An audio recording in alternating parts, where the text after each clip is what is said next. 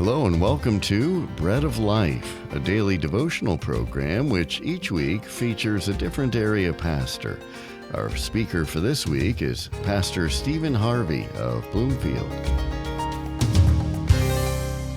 There is an amazing story in 2 Kings chapter 6. The Syrian army is coming after the man of God, Elisha.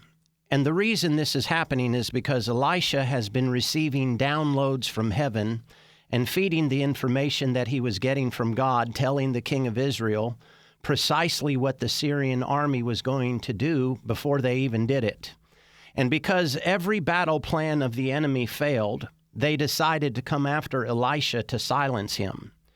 When Elisha's servant got up the next morning, he saw the enemy arrayed in battle formation in mass, and he became frightened and said, "What are we going to do?"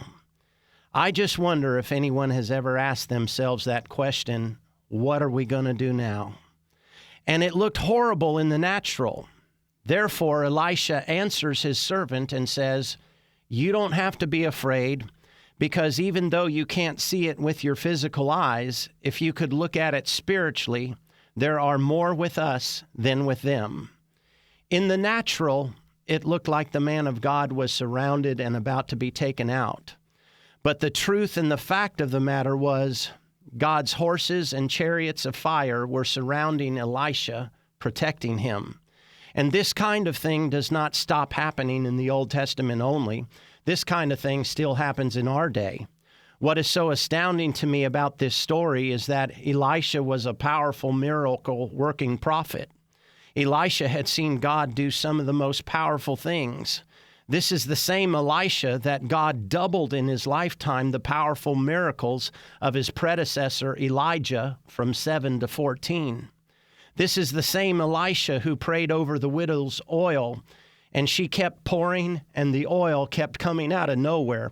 So this is a man that knows what the power of God can do. And he's standing in this scenario, or in this situation where there's a battle facing them, and there is literally a physical army surrounding them. So if I'm Elisha, and I've seen God do all of these wonderful things that I know my God can do, therefore the first thing that I'd be inclined to do is pray, "God, smoke them all right now." And it's not like Elisha doesn't have the faith for it.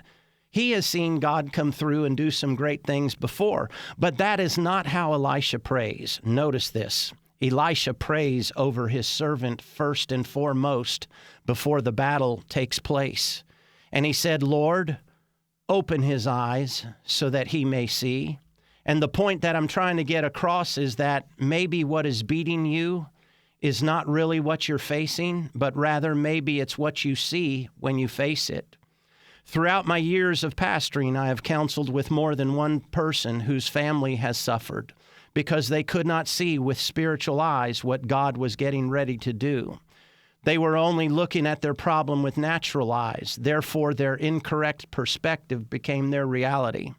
So Elisha let the battle rage a day longer than he had to because there was something more important to teach his servant.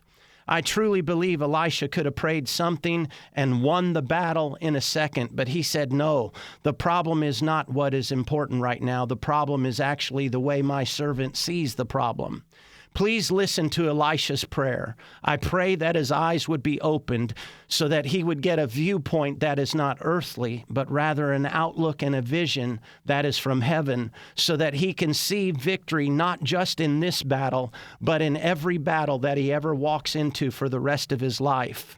So with every problem life brings, always remember to put your spiritual glasses on and look at it the way God sees it.